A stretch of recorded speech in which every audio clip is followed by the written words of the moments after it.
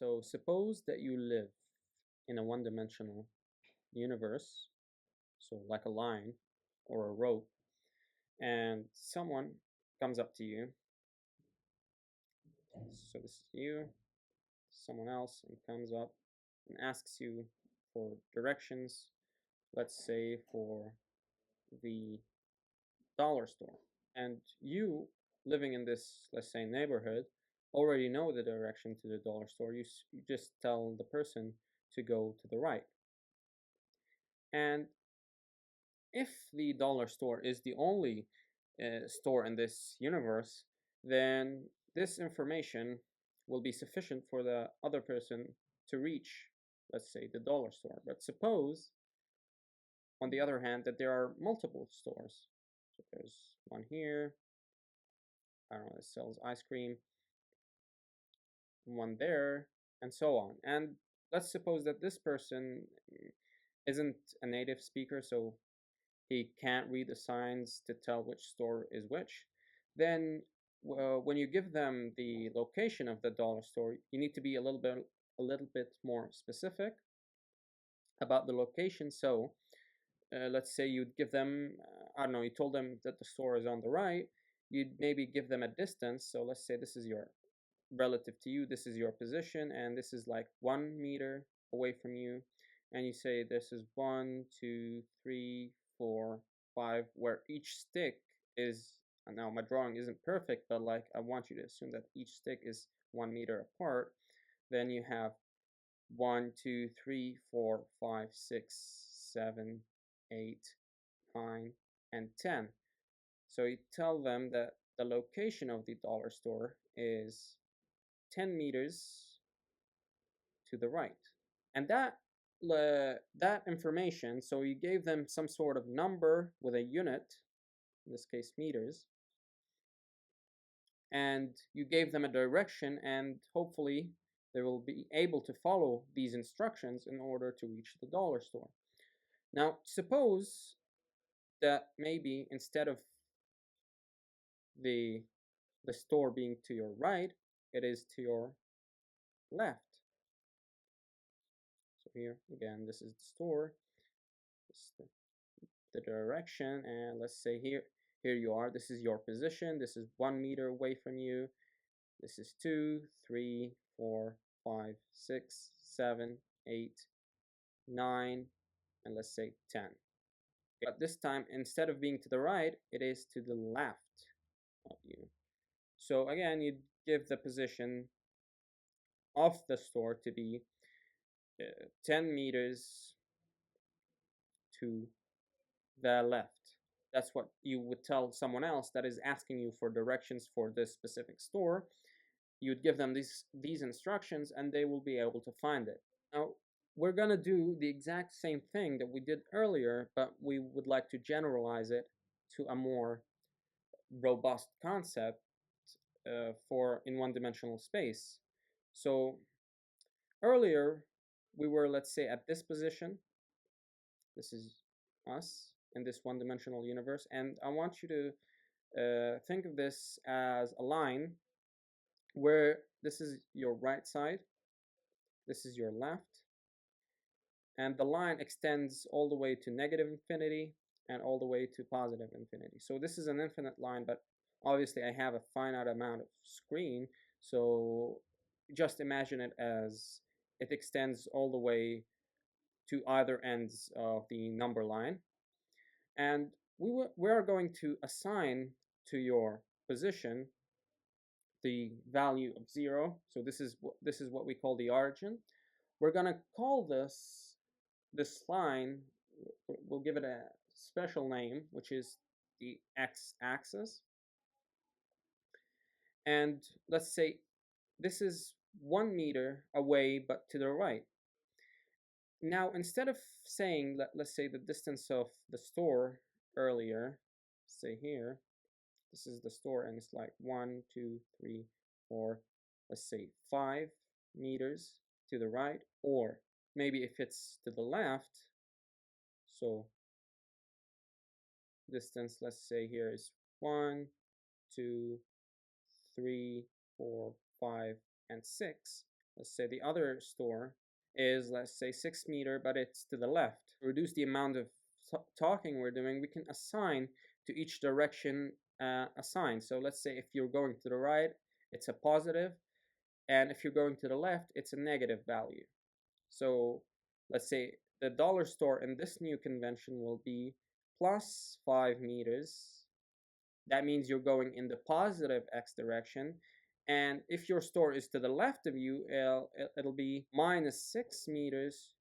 And the minus here is indicating that it is the negative x direction, while the positive is indicating that it's the positive x direction that we were referring to earlier as the right, and this one is the left.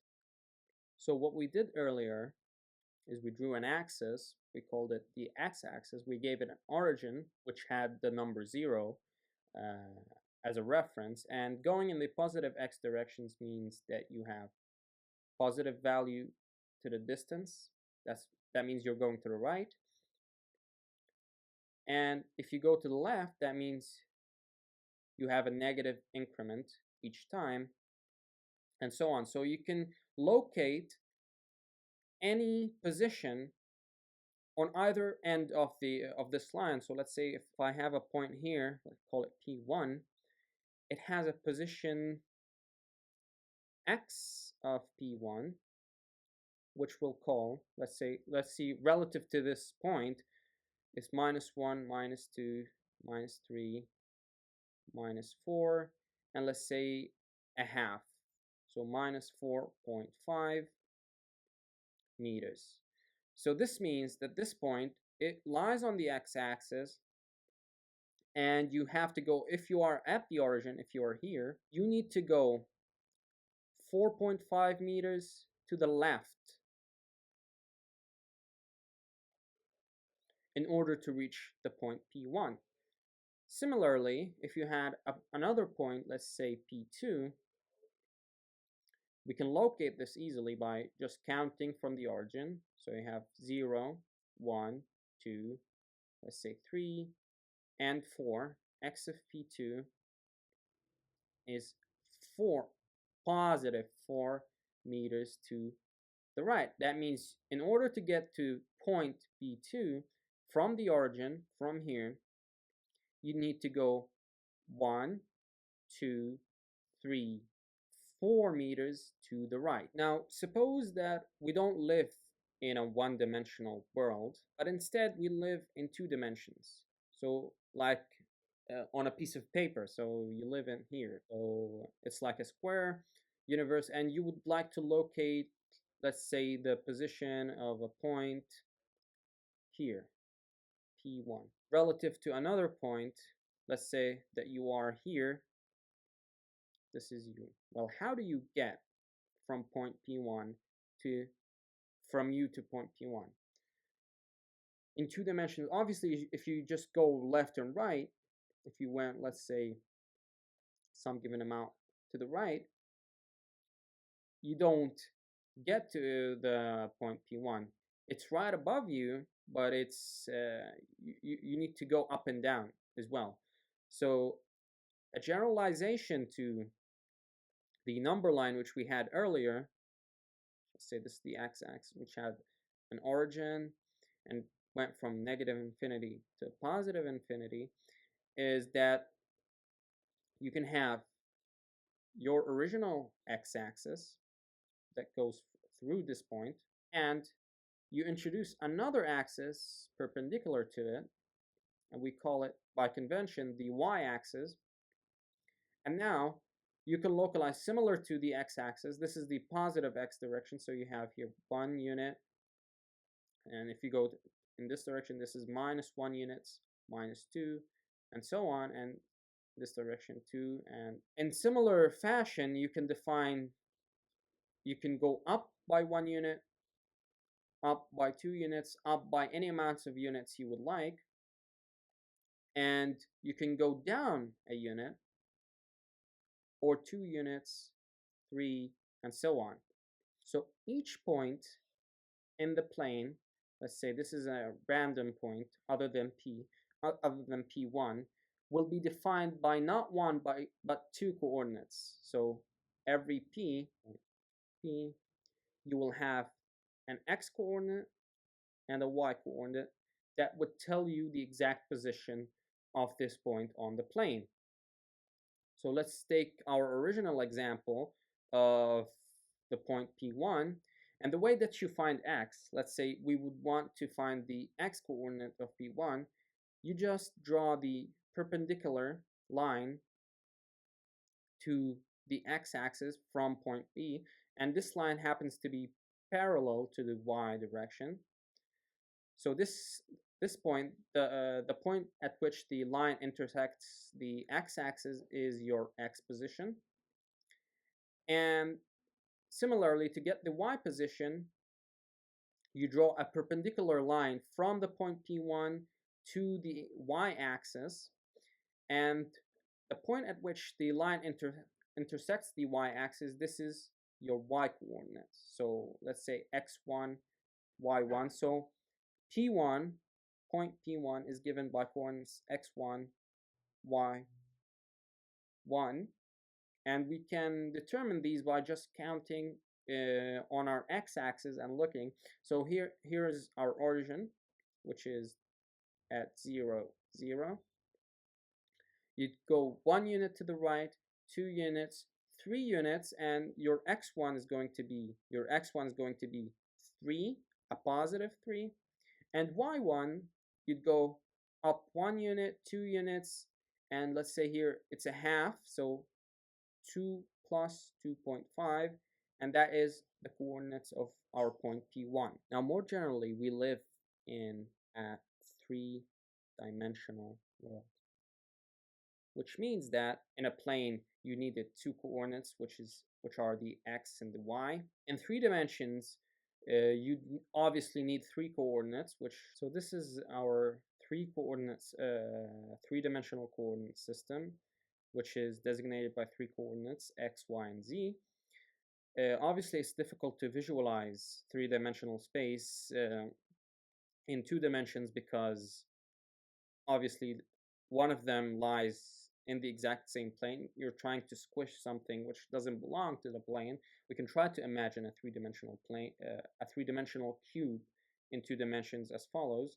And so if you have a point, call it P1, again, it will be classified by 3 distinct coordinates. You'd have x, y, and z. Now, the point, in order to determine the position of the different coordinates, you draw a perpendicular line to the z coordinate as shown here, and this is the position where the line from the point intersects the z-axis. This is what we call the z coordinate. Draw a perpendicular to the plane of xy. Let's say this is a point, and draw perpendicular lines. Now this line doesn't look perpendicular because it's skewed in 2 dimensions, but if you can imagine, this is the y coordinate of the point, and similarly you can determine the x coordinate of a given point in 3-dimensional space, and then you are capable of localizing any point x using 3 coordinates. And obviously the coordinates x go from negative infinity to positive infinity, and so does y, and so does the coordinate z. Now, it's important to note that the way I've drawn this coordinate system with the x and y and z are given in these orientations is called a right-handed coordinate system. And what I mean by this is the coordinate order in this direction. For our purposes at this moment, it doesn't matter, but you can imagine that you can name the axes in a different way. So you can have the y in this direction and the x in that direction. So the x and y swapped roles. In that case, that will be a left-handed coordinate system.